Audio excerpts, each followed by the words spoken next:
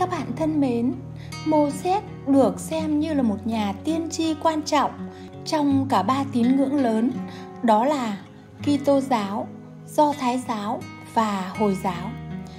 Ông là người đã tiếp nhận và phổ biến 10 điều răn của Chúa Trời như những tiêu chuẩn đạo đức quan trọng nhất.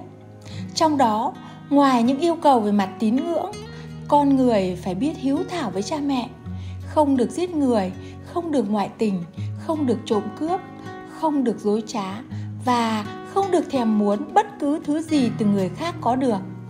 Trong những thần tích ấy, ông đã để lại truyền thuyết rẽ nước biển đỏ là một trong những câu chuyện được nhắc tới nhiều nhất. Mời các bạn sẽ nghe câu chuyện ngay sau đây để biết tình tiết ly kỳ của nó như thế nào nhé. Truyền thuyết Mô-sét rẽ nước biển đỏ. Trong một thời kỳ xa xưa, những người Do Thái đã sinh sống hòa bình với người Ai Cập ở xứ Gôn-sen, phía đông sông Nai. Tuy nhiên, dân Ai Cập đã trở nên thù hận đối với người Do Thái và biến họ thành những nô lệ, đối xử với họ vô cùng hà khắc. Một ngày nọ, Pharaoh Ai Cập đã nhận lời tiên tri rằng có một đứa bé sơ sinh sẽ trở thành người dẫn đường vĩ đại và trả tự do cho dân tộc Do Thái. Lo sợ người Do Thái vùng dậy lật đổ ngai vàng, Pharaoh đã ra lệnh dìm tất cả những đứa bé mới sinh xuống dòng sông Nai.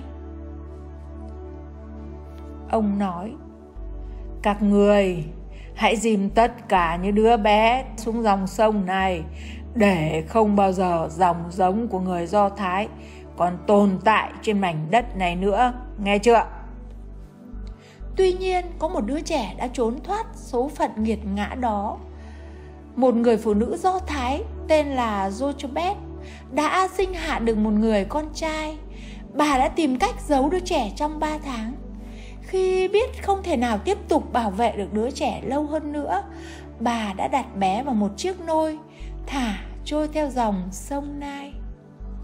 Miriam, chị của cậu bé, đã theo dõi và canh chừng chiếc thuyền con cho đến khi nó trôi dạt vào nơi công chúa Ai Cập, Dơ-mu-dít, đang tắm cùng các tỳ nữ.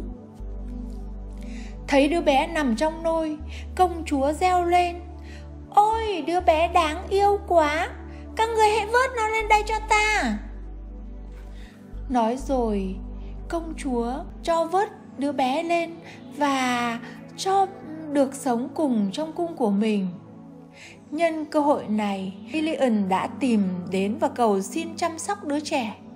Thế rồi bà Jochebed đã trở thành vú nuôi của chính con mình. Công chúa Dơ-mu-dít đặt tên cho đứa bé là Mô-sét, với nghĩa là cứu khỏi nước.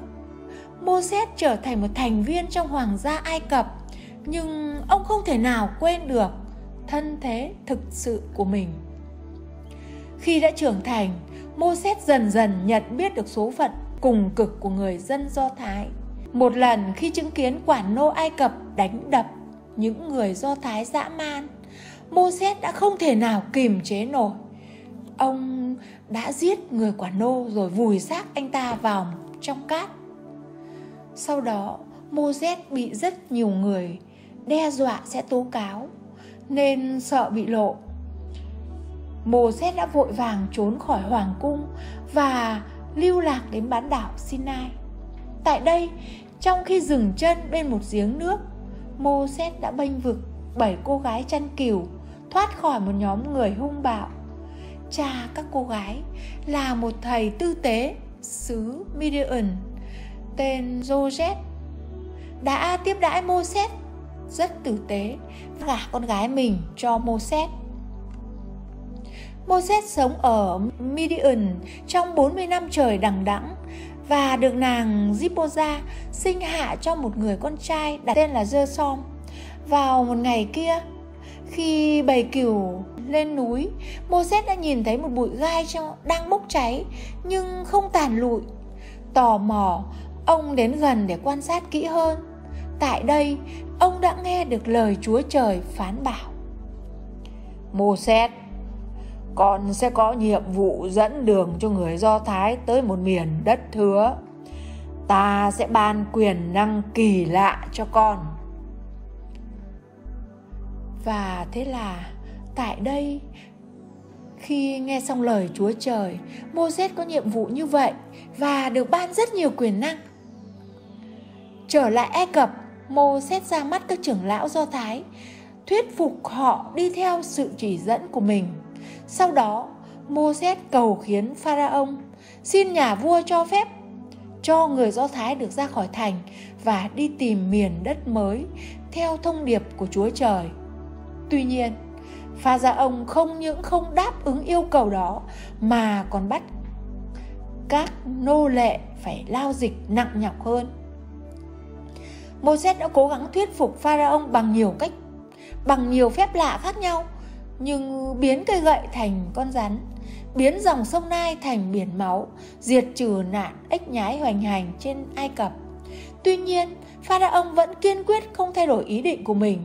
Cũng chính vì thế, nhiều thảm họa liên tiếp giáng xuống Ai Cập, như dịch muỗi, dịch ruồi, châu chấu, dịch ghẻ, mưa đá, sấm sét. Và cuối cùng, chỉ sau những tai nạn đó, tai nạn thứ 10 ập đến với lời răn nặng nề: hết thảy các con trưởng nam trong xứ Ai Cập đều chết, từ thái tử Pharaoh ngồi trên ngai cho đến con cả của những người tôi tớ sau cối xay.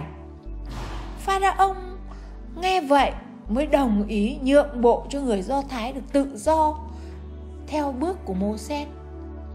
Mô-sét dẫn toàn dân chúng đi về hướng đông, khởi đầu cuộc hành trình dài tiến vào Ca-nân.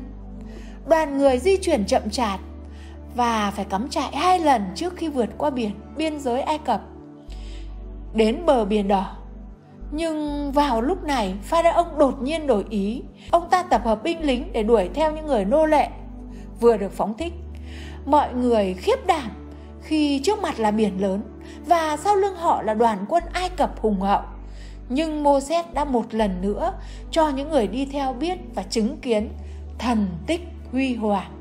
Mô-sét đã làm cho biển đỏ rẽ sang hai bên và mở lối cho người Do Thái đi qua. Và khi người Ai Cập đuổi tới, nước biển đỏ lại đột nhiên phủ đầy trở lại, chôn vùi toàn bộ đạo quân Ai Cập hùng hậu. Đó chính là truyền thuyết thần kỳ về Mô-sét rẽ nước biển đỏ. Các bạn ạ, ngày nay truyền thuyết mặt biển tách đôi tưởng như hư cấu, nhưng hóa ra khoa học lại có thể giải thích được đấy. Các nhà khoa học đã nghiên cứu gồm địa chất dưới mặt nước, sóng và gió. Họ đã đưa ra một kết luận là những con gió phía đông mạnh mẽ thổi suốt đêm làm mặt nước tách đôi tại vị trí đầm phá ven bờ biển Bắc của biển đỏ. Phía bờ Ai Cập, người Do Thái lần theo con đường tạm thời mà chạy thoát. Được biết trong thí nghiệm mô phỏng, sức gió 100 km/h có thể làm mặt nước biển dạt ra theo bề ngang 5 km trong suốt 4 giờ đồng hồ. Đó là yếu tố cần thiết giúp hàng trăm ngàn người Do Thái có thể chạy trên quãng đường dài 3 đến 4 km sang bờ biển bên kia. Tuy nhiên, các nhà khoa học không thể nào giải thích được tất cả những chi tiết thần thoại, ví dụ như làm sao người ta có thể đi bộ trong sức gió 100 km/h.